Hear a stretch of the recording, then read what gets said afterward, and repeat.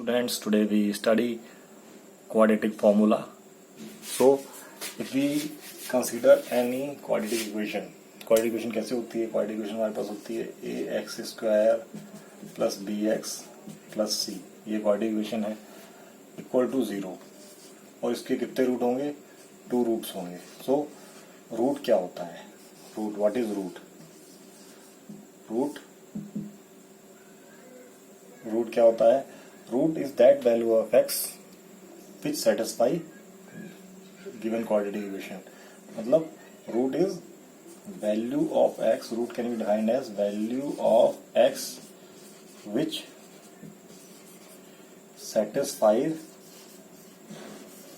satisfies quadratic equation, given quadratic equation. Root वो value होती है जो quadratic equation को सेटिस्फाई करती है. जैसे कि हम जब पॉलिनोमियल पढ़ते थे, when we studied polynomial, for polynomial क्या करते थे हम लोग? पॉलिनोमियल के लिए जीरोस निकालते थे. पॉलिनोमियल पढ़ते थे तो हम क्या निकालते थे? जीरो. क्या निकालते थे?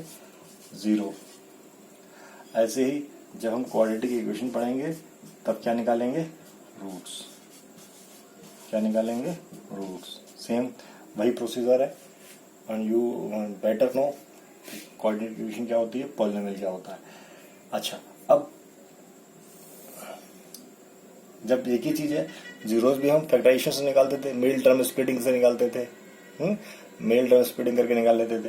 तो फॉर फाइंडिंग रूट्स,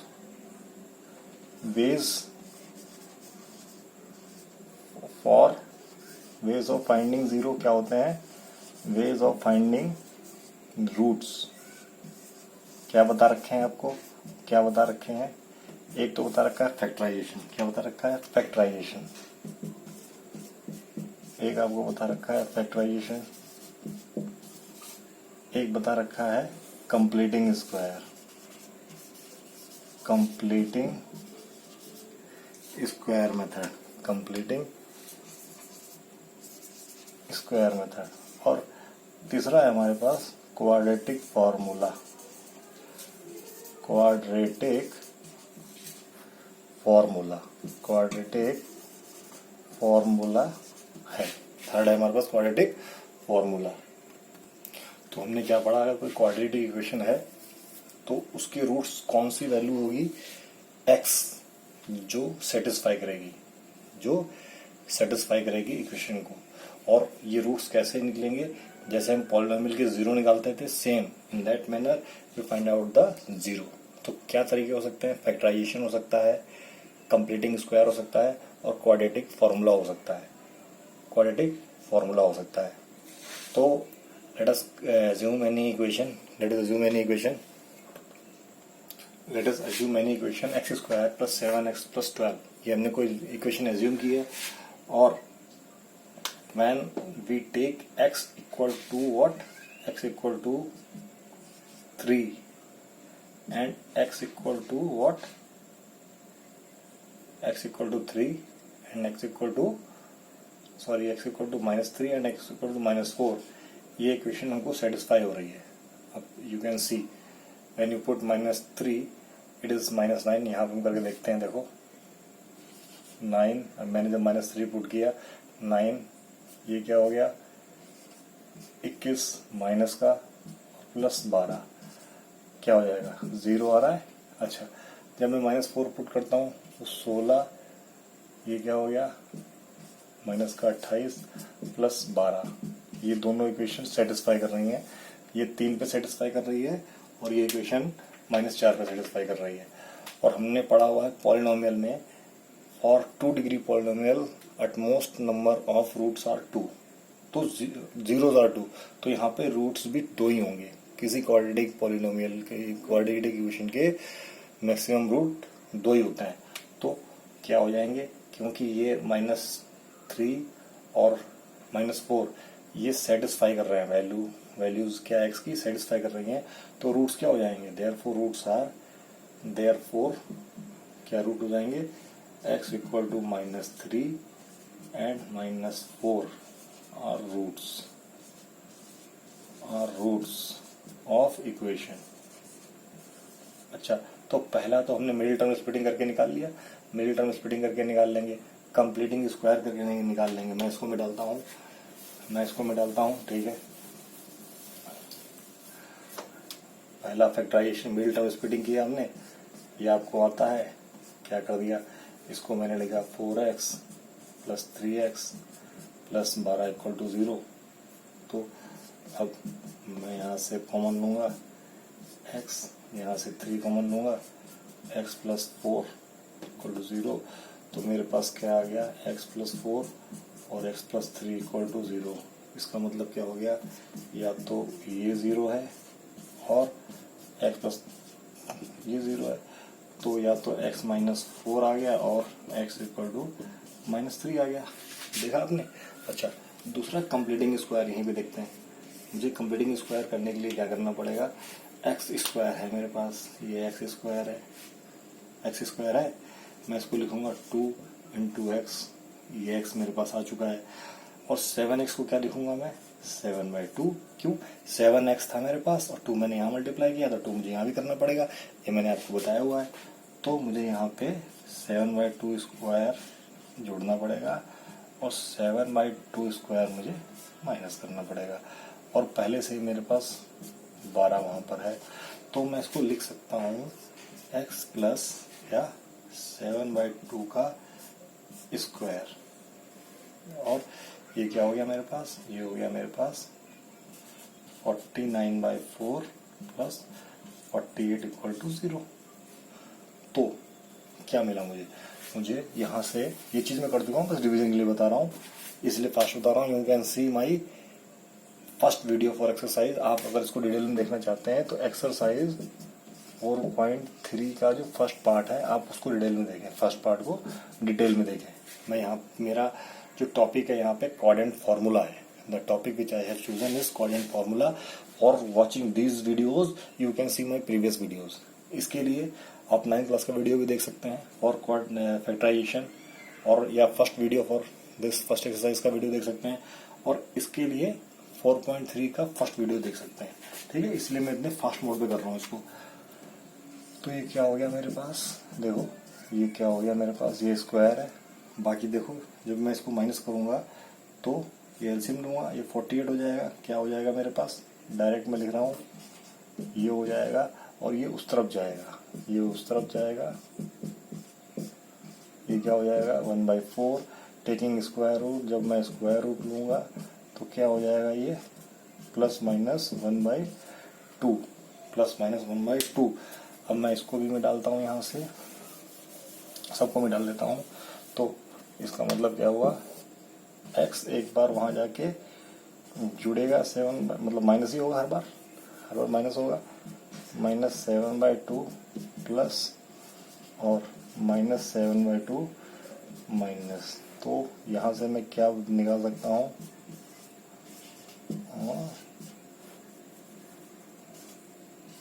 मतलब x की वैल्यू या तो 3 आएगी और -4 आएगी। देखा, दोनों से ही वैल्यू आ गई। अब आपको दोनों फॉर्मूले आने चाहिए, दोनों चीजें पता होनी चाहिए। तीसरा है मेरा, क्या है, तीसरा है मेरा, मैंने इसको मिटा रहा हूँ, I am using it. Third है हमारा क्वाड्रेटिक फार्मूला। क्वाड्रेटिक फार्मूला क्या है, जो x की वैल्यू मेरे पास आई थी, अगर मेरे पास एक फार्मूला है, x की वैल्यू में कैसे निकाल सकता हूँ, x equal to minus B plus minus B square minus 4ac/2a। अच्छा, ये निकाल सकता हूँ, मतलब दो वैल्यू निकल रही है, करके देखते हैं, यहाँ रख के देखते हैं। बी स्क्वायर माइनस 4ac निकाला हमने, तो b क्या है मेरे पास, b 7 है, उसका स्क्वायर किया, -4, a क्या है मेरे पास, a1 है और ये 12 है। भाई इतना ही है अभी तो ये क्या मेरे पास हो गया 49, ये क्या हो गया 48, ये आंसर आ गया 1 आ गया। अच्छा, अब मैं इसकी वैल्यू निकाल के देखता हूँ। x की वैल्यू मैंने रखी b प्लस माइनस, ये इसकी वैल्यू 1 आ गई। इसकी जगह क्या रख सकता हूँ मैं, इसकी जगह रख सकता हूँ 7 और 2a, ये क्या है 1 का स्क्वायर क्या आएगा, 1 का स्क्वायर 1 ही आएगा मेरे पास। 1 का स्क्वायर मेरे पास क्या आएगा 1/2। तो देखो क्या आ रहा है मेरे पास ये 2 रूट आ गए, मेरे पास ये 2 रूट आ गए। तो जब मैं इसको करूँगा तो ये मेरे पास ऑब्वियसली -3 और -4 आ गया। देखो थर्ड इक्वेशन से भी मेरे पास क्वेश्चंस आ गए हैं, तो टॉपिक हमारा यहाँ से क्या बनता है, ये वाला फॉर्मूला। क्या फॉर्मूला? क्वाड्रेटिक फॉर्मूला हमारा टॉपिक है, क्वाड्रेटिक फॉर्मूला। ये आया कहाँ से? Quadratic formula is our topic. कहाँ से आया ये फॉर्मूला, कहाँ से आया? ठीक, देखो फैक्टराइजेशन से भी निकाला मैंने। वीडियो देखने के लिए, डिटेल में देखने के लिए आप पहले वाले वीडियोस देखें। कंप्लीटिंग स्क्वायर से भी निकाला, 4.3 का पहला वीडियो देखें। और ये मैंने आपको फॉर्मूला बता दिया है, लेकिन ये आया कहाँ से? तो आया कहाँ से है मैं मिटा रहा हूँ, फिर मैं आपको दिखाता हूँ कहाँ से आया है ये फॉर्मूला, कहाँ से आया है।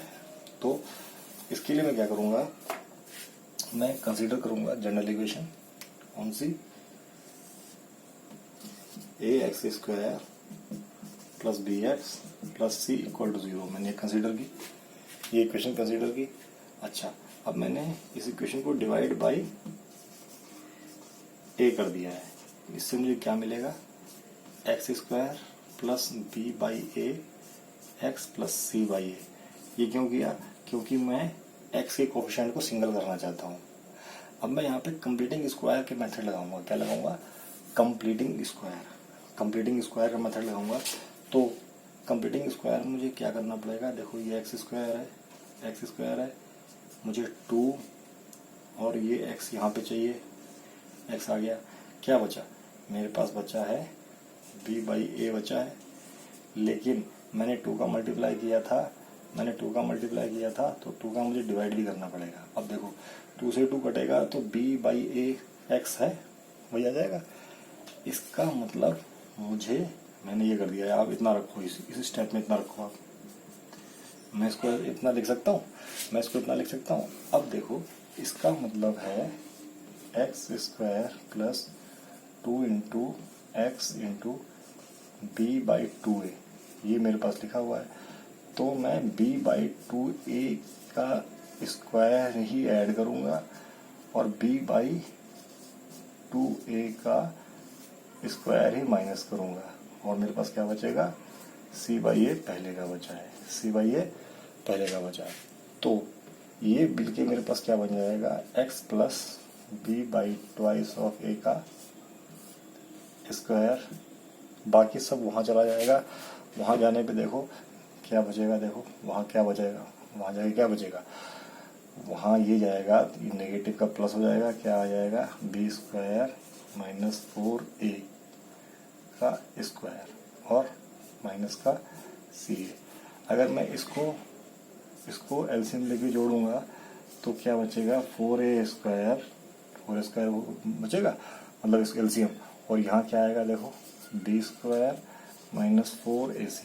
देखो एलसीएम लेके हम जोड़ेंगे, एलसीएम ये आ जाएगा, तो यहाँ तो b² ही आएगा और a से डिवाइड हो गए, जब 4a² डिवाइड होगा तो बचेगा 4a, और 4a इंटू सी 4ac। अब मैं इसका अगर स्क्वायर रूट ले लूँ, मतलब ये छोड़, इसका स्क्वायर रूट ले लूँ, तो मेरे पास क्या हुआ, स्क्वायर रूट में क्या आ जाएगा, मेरे पास स्क्वायर रूट में आ जाएगा b² minus 4ac by 2a²। अच्छा, 2a²। अगेन मैं क्या कर सकता हूँ,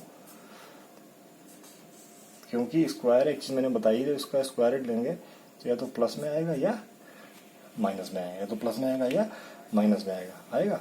अच्छा, तो जो 2a है, 2a मतलब 4a² है, इसका 2a तो बाहर आ गया, और ये क्या बच गया, प्लस माइनस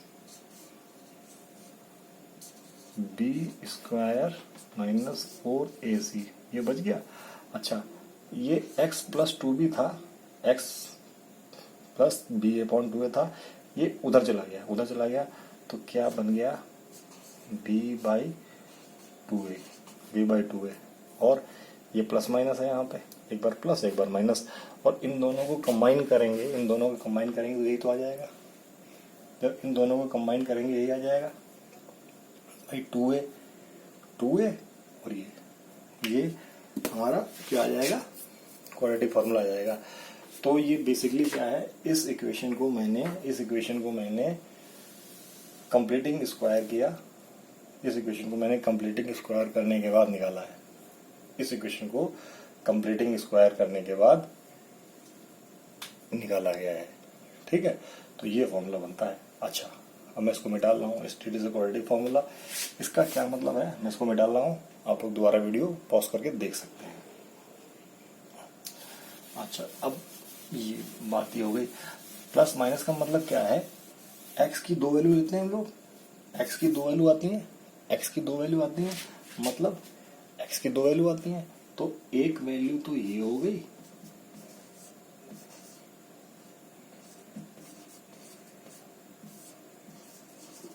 और एक वैल्यू क्या हो गई,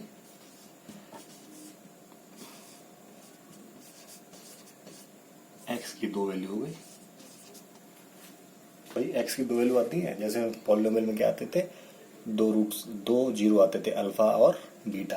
तो यहाँ पर भी हम एक को अल्फा मान सकते हैं और एक को बीटा मान सकते हैं। ये आपके क्वेश्चन में आगे यूज होंगे, एक को अल्फा मान लेते हैं, एक को बीटा मान लेंगे। ये अपनी मर्जी से खुद भी मान लें, हॉर्स, हाथी, घोड़ा, कुछ भी मान लें। तो एक अल्फा हो गया, एक बीटा हो गया, ये रूट्स हो गए हमारे पास। अच्छा, अब एक चीज और काफी इंपॉर्टेंट चीज, अगर बी स्क्वायर माइनस 4ac अगर जीरो हो जाए,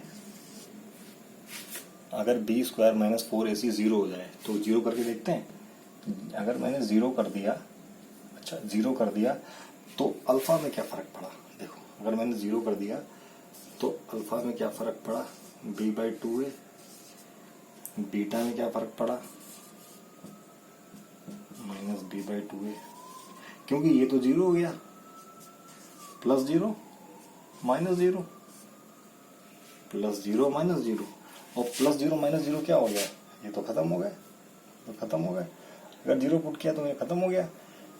इसका मतलब क्या हुआ, जब एक कंडीशन क्या हो गई, जब B square minus 4ac zero हो जाता है, तो हमारे पास दोनों रूट अल्फा और बीटा दोनों बराबर हो जाते हैं।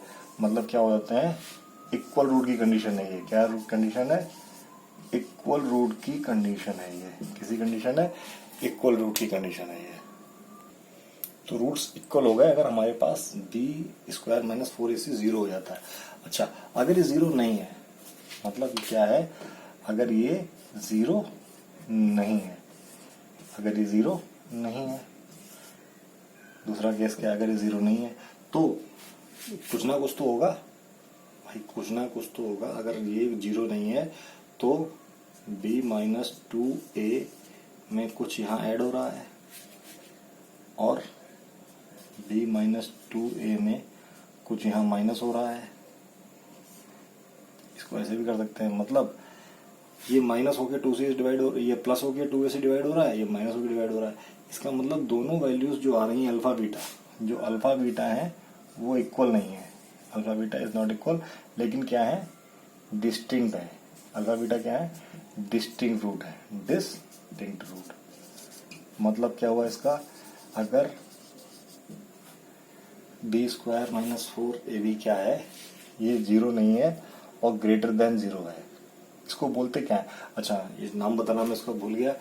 बी स्क्वायर माइनस 4ac को बोला जाता है डिस्क्रिमिनेंट। क्या बोला जाता है, डिस्क्रिमिनेंट, डिस्क्रिमिनेंट। इसको क्या बोला जाता है, डिस्क्रिमिनेंट। तो अगर डिस्क्रिमिनेंट जीरो है तब तो रूट इक्वल होंगे, और जब जीरो, ये इक्वल टू जीरो नहीं है, इक्वल टू जीरो नहीं है, मतलब ये ग्रेटर देन जीरो है। क्या लिखेंगे हम, ये ग्रेटर देन जीरो है। क्या है, जब ग्रेटर देन जीरो है तो क्या हो जाएगा, जब ग्रेटर देन जीरो हो जाएगा तो रूट हो जाएंगे distinct and real, distinct and real. अच्छा, थर्ड केस डिस्टिंक्ट आ गया, अभी रियल की बात नहीं कर रहा हूँ, डिस्टिंक्ट आ गया।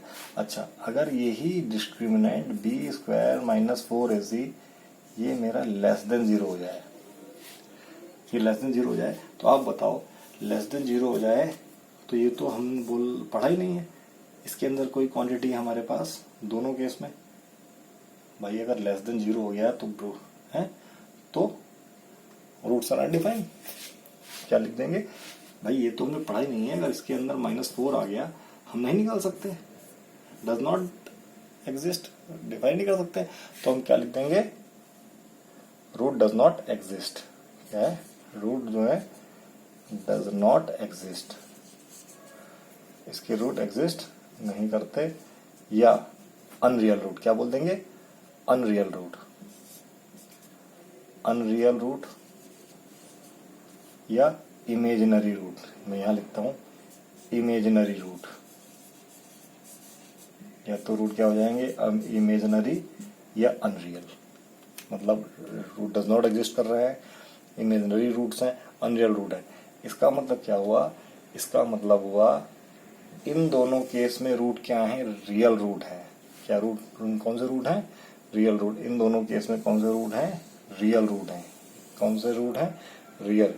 कौन से रूट है, रियल। ये कौन सा केस है, दोनों रियल, रियल, ये रियल रूट है। तो मैं समराइज कर रहा हूं, यहाँ पे समराइज कर रहा हूं। रियल रूट के लिए क्या होगा, रियल रूट के लिए क्या होगा, जो डिस्क्रिमिनेंट है b² - 4ac डिस्क्रिमिनेंट है वो ये हो सकता है। और अनरियल के लिए क्या होगा, b² - 4ac ये। अब रियल में भी दो केस हैं, क्या, एक तो इक्वल रूट का और डिस्टिंक्टिव रूट का। रियल में भी दो केस हैं, इक्वल रूट, डिस्टिंक्ट रूट। और जो डज नॉट एग्जिस्ट है, जिसमें ये डिस्क्रिमिनेंट लेस देन 0 है, वो इमेजिनरी रूट भी बोले जा सकते हैं और अनरियल रूट भी बोले जा सकते हैं। तो इस पे बेस्ड क्वेश्चन हम लोग नेक्स्ट वीडियो में करेंगे। ये कॉन्सेप्ट वीडियो था हमारा। इसमें हमने क्या पढ़ा, नेचर ऑफ रूट्स। क्या पढ़ा, नेचर ऑफ रूट पढ़ा। पहले हमने पढ़ा क्वाड्रेटिक फॉर्मूला और nature of root, quadratic formula और नेचर ऑफ रूट।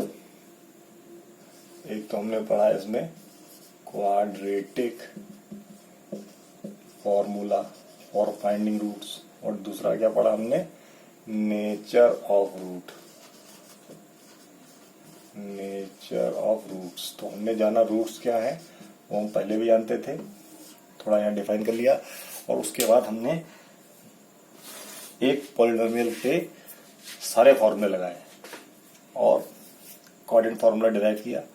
और डिस्क्रिमिनेंट को किसी किसी बुक में डी से दिखाया गया है, किसी किसी बुक में लैम्डा से दिखाया गया है। आपकी एनसीईआरटी में देखते हैं किससे दिखाया गया है। आपकी एनसीईआरटी में डिस्क्रिमिनेंट को b² - 4ac से ही रखा गया है। अदरवाइज किसी किसी बुक में जो मतलब हाई क्लास की बुक है, किसी में डी से दिखाया गया है, किसी में इस साइन से दिखाया गया है। वो मैंने आपको जनरल इन्फॉर्मेशन के लिए बता दिया। तो ये टॉपिक हम यहीं तक रखते हैं। अगले वीडियो में हमको एक क्वेश्चन सॉल्व करेंगे जो तीनों तरीके से सॉल्व किया जाएगा। ठीक है, hope you have understood the nature of roots, कैसे निकालते हैं, क्या होता है। और इसी तरीके के आप वीडियो लेने के लिए, देखने के लिए चैनल को शेयर करें, सब्सक्राइब करें। See you in the next video, till then bye bye.